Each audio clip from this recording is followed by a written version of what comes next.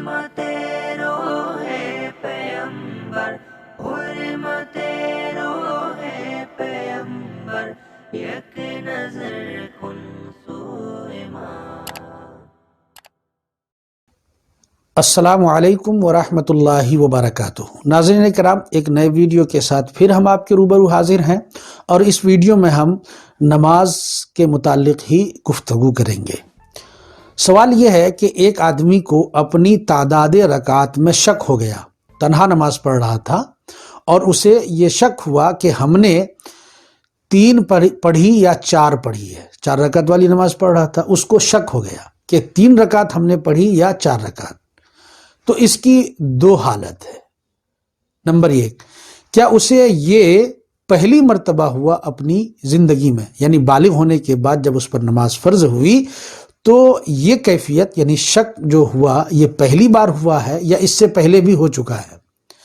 اگر یہ پہلی بار ہوا ہے تو اس کا حکم کیا ہوگا ہم آگے بتائیں گے، لیکن اگر اس سے پہلے بھی اسے یہ شک ہوا اور پھر اب ہو رہا ہے تو ایسی صورت میں اس کی 2 حالت ہوگی۔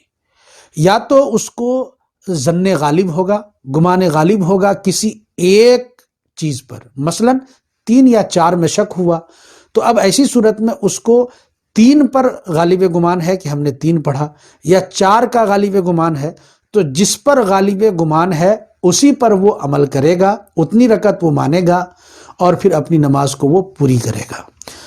اور آخر میں سجدہ سہو بھی نہیں کرنا ہے۔ یہ اس وقت ہے جبکہ اس غالب گمان کے چکر میں ایک رکن کے برابر وہ وقفہ نہ کیا ہو، تب اگر ایک رکن کے برابر وقفہ کر چکا ہے تو پھر سجدہ سہو کرنا ہوگا۔ اب دوسری صورت، اس کو کسی بھی رکعت پر غالب گمان نہیں ہے، یعنی 3 پر بھی غالب گمان نہیں ہے، 4 پر بھی نہیں ہے، دونوں اس کے نزدیک برابر ہے، تو ایسی صورت میں حکم یہ ہے کہ جو تعداد کے اعتبار سے کم ہے اس کو ہی وہ درست مانے۔ مثلا 3 اور 4 میں شک ہوا تو 3 کو وہ درست مانے گا، 4 کو نہیں، اور پھر وہ تیسری رکعت کے بعد اور چوتھی رکعت کے بعد، ان دونوں رکعت کے بعد قاعدہ کرے گا، کیونکہ تیسری رکعت چوتھی رکعت کا احتمال رکھنے لگی ہے اب، اس لیے اسے شک ہو گیا ہے، لہذا دونوں رکعت میں قاعدہ کرے گا اور پھر آخر میں وہ سجدہ سہو کرے گا۔